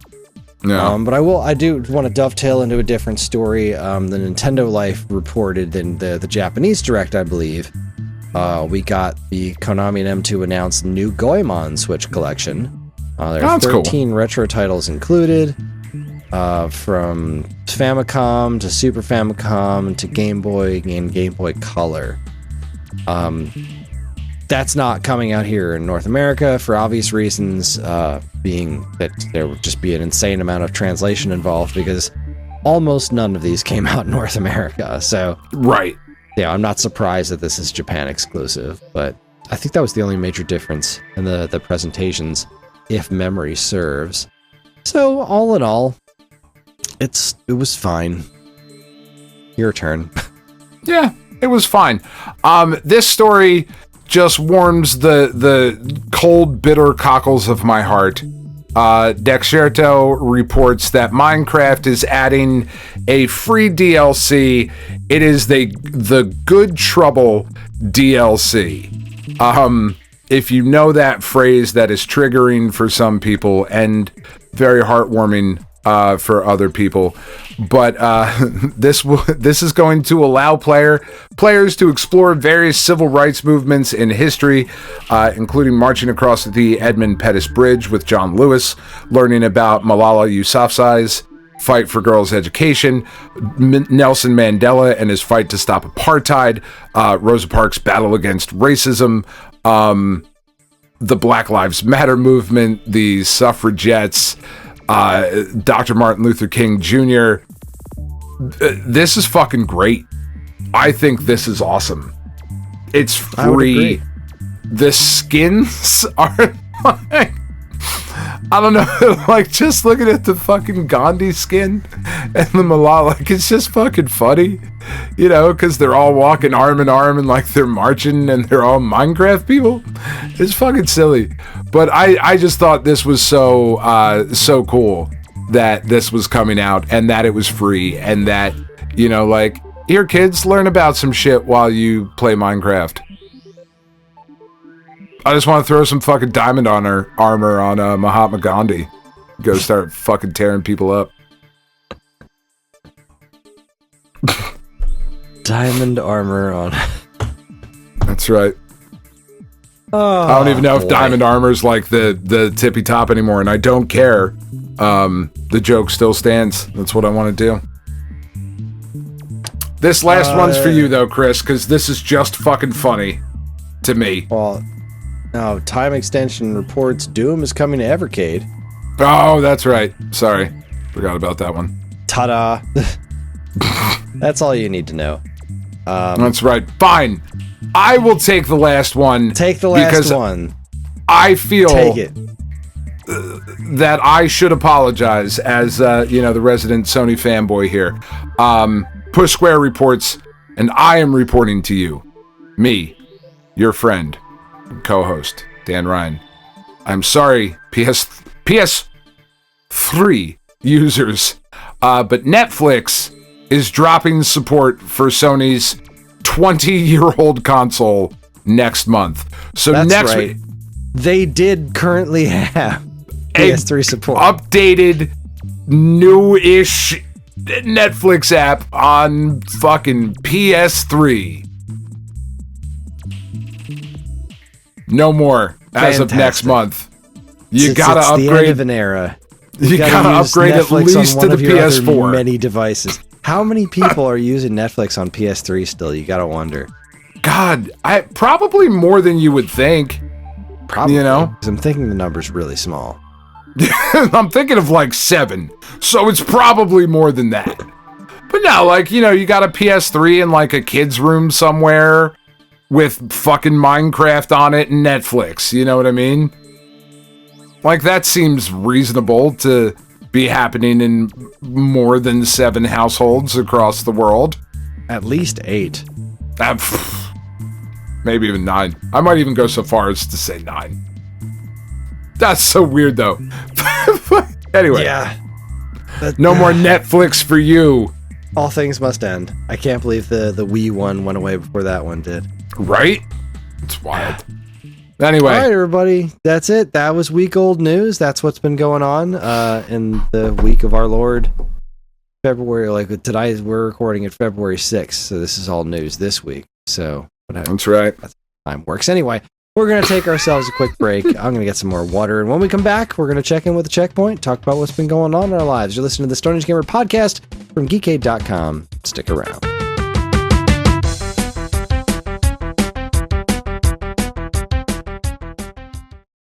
Do you miss the days when you'd get a fresh issue of Nintendo Power in the mail every month? It was stacked with reviews, previews, and all manner of cool new stuff about the world of Nintendo, and it even came with a free poster. Well, you don't have to miss those days anymore because Nintendo Force is here. Functioning as a spiritual successor to Nintendo's classic magazine, Nintendo Force is staffed with top-notch writing talent, and me for some reason, to deliver fresh new reviews, previews, and more right to your door every other month. And yes, posters are still included, except ours are double-sided. So if you want the thrill of learning all about the world of Nintendo in physical format, head on over to NintendoForceMagazine.com and learn all about it. Nintendo Force Magazine, the force of Nintendo fans.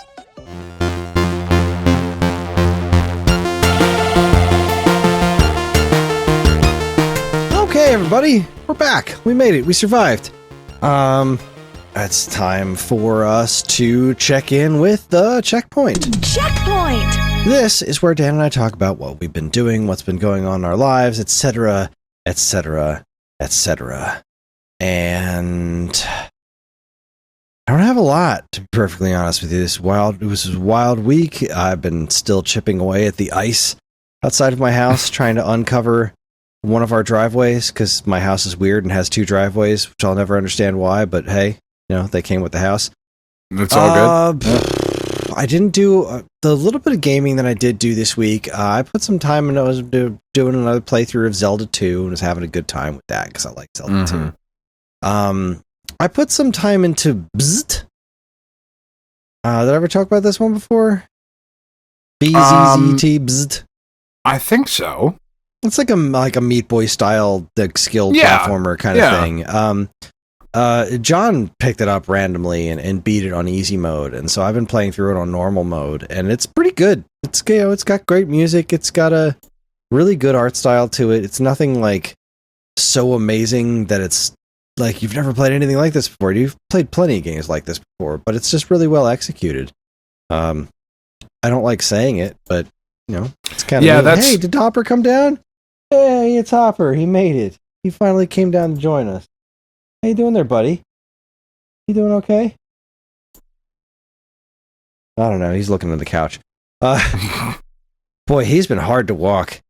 He is so freaking strong still, and since there's no sidewalks or anything, and he's just getting so much more aggressive towards other dogs. I don't know what it is. Like, I don't know what to do about it. I can't train him out of it. There's nothing I can do to him. Like, I don't know. Get a dart gun or something and follow around. Just shoot him in the butt with a dart every time he starts freaking out at other dogs. Maybe that'll get him into the... It's an option. I don't know that it's a good option, but it is an option. It's something I can do.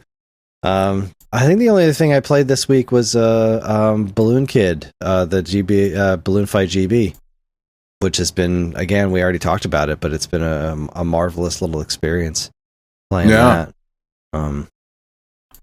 That's kind of it. It's been, this week was a lot of work. I did went out to lunch with my mom. I had like a school meeting for John that I had to go to today. Like it's been a week of interruptions. It's been a week of interruptions. Things have not gone as smoothly as I wanted them to. But I got my video made this week of top 5 Metroid mysteries. Did some research into the orange gamer of Super Metroid, which I've always wondered about. That was my number one mystery on the video. So in Super Metroid, there's this one room by the wrecked ship. And if you go into this one room, there's an orange gamer that acts differently from any other gamer in the game because it follows you. Right. But it can't get to you, and you can't get to it. Because if you go around, he's not there. But if you go in through the doors, the game actually has that programmed as its own unique room. Which is wild. Yeah. So this orange gamer is its own enemy. It's a totally different thing in the game's code. It's called the H-Zoomer. And for some reason, it's displaying in this area without its natural color palette. Its natural color palette is actually the same as the the little metal platform things that have the glowy green thing in it, but instead it shows as orange, is matching the little flamey dudes from Norfair for reasons unknown. It's the only one in the game, and it's a friggin' mystery to me as to why that is what it is. Also, what's interesting to me is there's a lot more. I have so many more questions about Kraid than I ever realized I had. Like, okay, apparently Kraid. It's unclear of whether or not Kraid is a dude or a species. There could have been multiple Kraids. There are Kraids, and like that's like Steve is in the first game, and then then Chuck. Steve Jr. was the little guy that, and then there was the big guy. Like, it's all insane, and there's no real answers for it either. And like, how did he get over to ZDR? Why would he get to ZDR? Why was he there? Why did Ravenbeak turn into a weird mutant Kraid at the end? Like, none of it makes sense. Ridley it's very bizarre. Is the Ridley's same Ridley? Yeah, Ridley is Ridley. I mean, he's been regenerated, he's been cloned, but like, that's still like Ridley is that dude. Kraid, I just assumed Kraid was, that was his name. That's what I thought too. But that still could be. It's not disproven, but there are theories as to maybe it's not. I don't know. Very strange. But that's really been my week as far as I can remember. Neat. I mean, we watched that Muppet Show thing, which was great. Made me very, very happy. We have not gotten to that yet. I didn't realize that Ellie knew Sabrina Carpenter. So like we started watching it and she was like, that's Sabrina Carpenter. And then she's singing along to all the songs and I'm just smiling. That's exciting. Big as can be. Like, and John laughed at the jokes, like legit belly laughed at the jokes. Nice. So I was like, that was it for me. Like the show could have actually not been as good as I thought it was, but it was the best thing in the world to me because I'm sitting there between my kids and they're both loving it, which is like, that's the best, the most infectious thing in the world. So, that's what you want. You want your kids to love the Muppets. Yeah, and I love to see them genuinely love something that's not dipshits on YouTube. So, come on, chat. Pleasantly surprised. Lock in, bro. Yeah, that's right. We're dipshits on YouTube now, Kris. We are dipshits on YouTube. Just what I always wanted to be. That's But yeah, I've been sorry, waiting. I don't really have much more to report. It's just been a week. Yeah, no, we haven't done a ton of gaming. So like we kind of ended last week and we were talking about it in the Discord, and it's kind of what kicked off the physical versus digital conversation again. Because of thinking about like, what game do I want to play with Tiff, and like we still haven't really started the next game yet. But like one of the main conversation that Tiff and I have had has been like, okay, so Clair Obscure Expedition 33 or something else, right? Because she doesn't love RPGs. She never has. She has very hard time getting into them. Because there's just like, they can be a lot and they can be boring to watch, right? Like, I think Chrono Trigger, which was like the main point of discussion of like, should I pick up Chrono Trigger for half off, which I didn't. It's back up to $15, which is still a worthwhile price, but I think that game is great. I understand how that could be boring to watch, right? Like, Sea of Stars. You and I both played through that a couple of years ago and absolutely fucking loved it. Tiff was not engaged because so much of the game is just watching me navigate through menus. You know what I mean? Like, it's fun for us because we're doing the timing and the button press and the thing and the that and whatever. But there's a lot of downtime if you're just watching the game. So like, one of the things that got brought up was Final Fantasy 16, and I was like, oh, maybe I'll go pick up Final Fantasy 16 because my local store has a physical copy for $20, and it's still like $50-$60 digitally or whatever. And I was like, well, I'm just gonna go buy that because it's physical and because it's cheaper right now, and I'm probably not actually going to start it. So fuck it. there's a timed 2-hour trial for Clair Obscure. Let's download that and let's see. 2 hours might not be enough time to really get into the game because it is an RPG. So there's a lot of heavy lifting that has to happen at the beginning of an RPG. And in the hour, we've only played about half of our time, like maybe a little bit over an hour this week is really about all we could fit in, just with, like you said, with everything else going on in life. Let's try and get through this. And she wants to play more. She's like, I'm willing to go further. Let's get through this next hour before we decide if we want to like fully purchase it or not. But I gotta be honest, it's fucking awesome. It's really good. It's really fucking good, man. It's really good. Voice acting's great. The hair looks a little weird to me. Like, if you go back and look at the Nintendo Direct that just happened, and you look at the Resident Evil Requiem trailer, and you look at the girl, Claire, is that her name? Clair Obscure? Clair Obscure. Is that why I'm thinking Claire? What's the girl's name in Resident Evil? Is it Claire?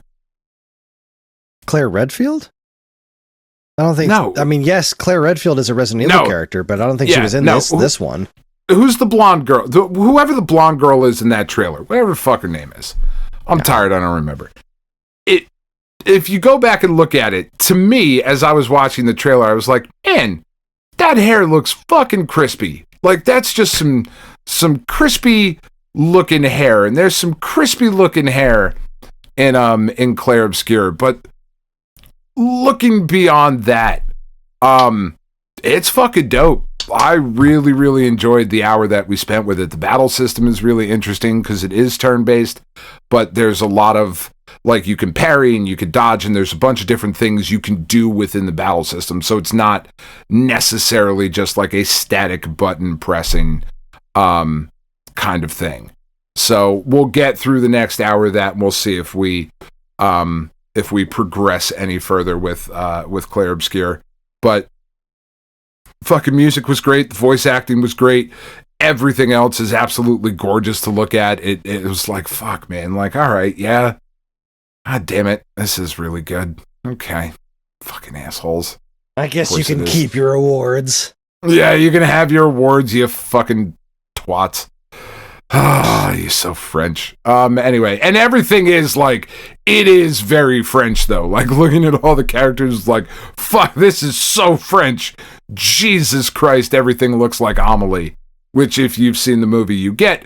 And if you haven't seen the movie, you're an uncultured swine, and you really fucking should. It's a great movie. I think that's it for gaming, though. Like, we watched the Nintendo Direct together. We watched the season finale of Fallout. Fallout Season 2. Did you watch the finale? Yes. Okay, so you're all caught up. Fuck, man. I don't know from the games. I fucking hate Robert House. I want all the bad things in the world to happen to him and nobody else. He is a terrible fucking person. Do we know what was her dad saying is coming? Like, they're still out there? Like, do we know? Have we met I don't them? know. Because I was getting confused, but like, Penn seems to think it's the Enclave is what's coming. Like, which they did show in the episode when Steph goes and takes out the Pip-Boy. It's an Enclave Pip-Boy, and they're like, I don't know what that means, but I assume it's really fucking bad. The FEV is the virus that is apparently stage 2. Like, apparently shit's about to come off the rails in a big bad way in season 3, and they're going to be pulling from Fallout Tactics.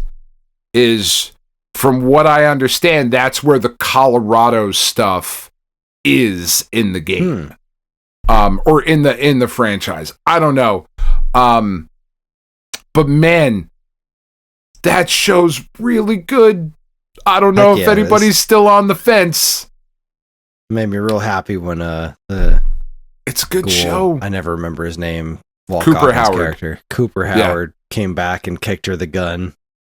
Yeah. That was like, and gave her the little. Aw. I really like. I like those two. I want them to be friends.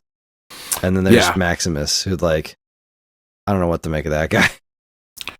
So he's got a very similar look and vibe to one of the kids' friends, which really throws me off every time their friend comes to the house, or I give him a ride to school or whatever. I'm like, why are you hanging out with Maximus? That's weird. They just have there's a similarity there that is kind of sweet and kind of fun, but just such a good fucking show. I love it. Yeah, I'm just consistently impressed with it. And then other than that, I don't really think. No, we didn't do much else. We watched the episode 3 of Night of the Seven Kingdoms. It's fine. Like I said, I keep feeling like I'm watching, like I said earlier, a CW version of Game of Thrones, where this, it feels. I don't even know if that's the right way to talk about how I'm feeling. It just feels cheaper. It feels to me like an imitation it's Temu Game of Thrones. Yeah, I mean that's how I feel, and I don't episode 3 was certainly the best episode so far. Episode 1, if it was not a Game of Thrones show, I would not have watched episode 2. That's a show that I would have seen and been like, not for me. That's okay. But I continued to give it a chance because it's Game of Thrones. Episode 3 was really good. So, yeah. Really the biggest thing is that we got another dog today that we are quote-unquote fostering. It was actually kind of sweet, right? So Tiff, at the job that she used to work at, made a lot of really strong relationships with people because she's really good at her job. She's really good and she really cares and she really wants to help not just the animals, but the people that bring them in as well. And she just got really close with this one family who had this little French bulldog named Callie, and Callie's mom and dad, as they phrase it. I have never cared for that, but whatever. Callie's mom and dad were going through it a little bit, and they started fostering children, which is an amazing, incredible thing to be able to give babies, right? She's fostering babies now. To be able to raise them and give them stability and give them a home and then give them up. That's an incredible thing that she's doing. The dude who was in the picture apparently fucked off because he couldn't handle it, which is no judgment. That's I get it. That's not what you signed up for. That's where your life ended up. That's cool.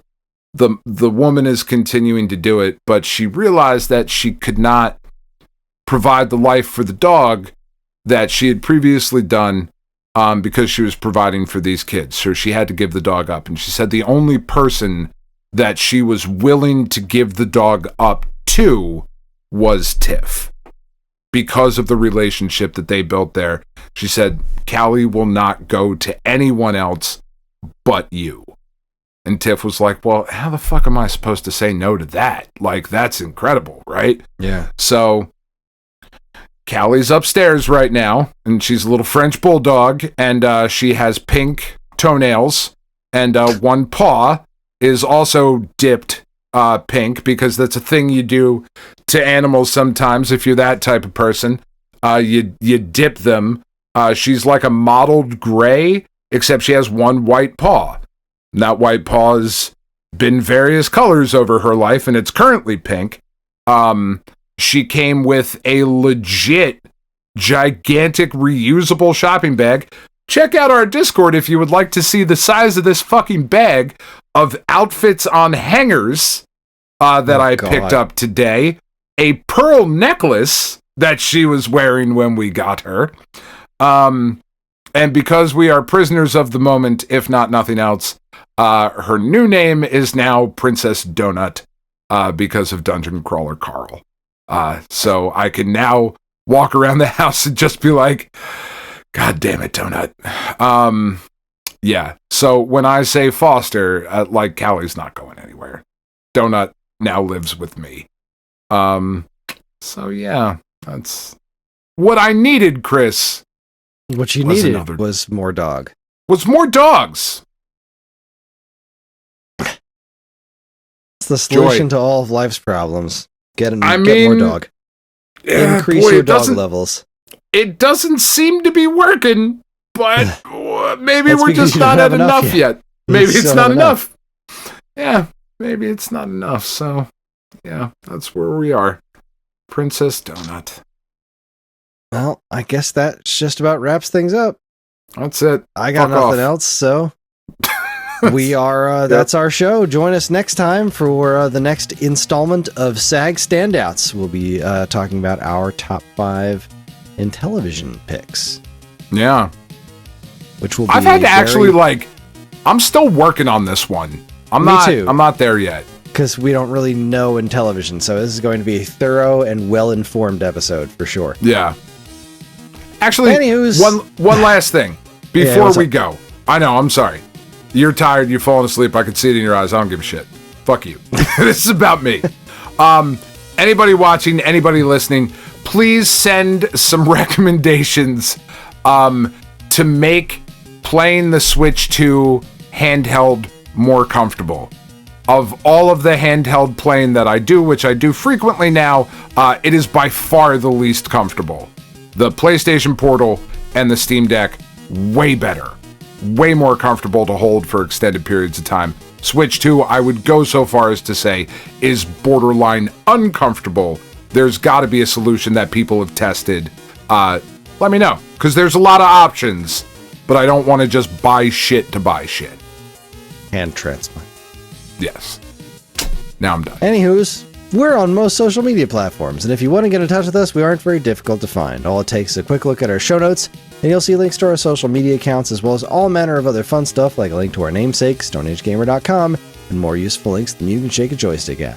If you'd like to get early access to this show's episodes, as well as a bevy of other shows on the Geekade Podcast Network, check out our Patreon, also linked in the show notes. It helps keep this show running week after week, and all our patrons are loved and appreciated. This show's theme song, Squared Roots, was written by Banjo Guy Ali. You can learn all about his wonderful music and more by following the link to his YouTube channel, also in the show notes. And finally, as always, we'd like to thank our intrepid editor, Evan, for making the show listenable for all you folks. We'd like to thank all you folks for listening in the first place. That is it. On behalf of Dan and myself, keep playing games.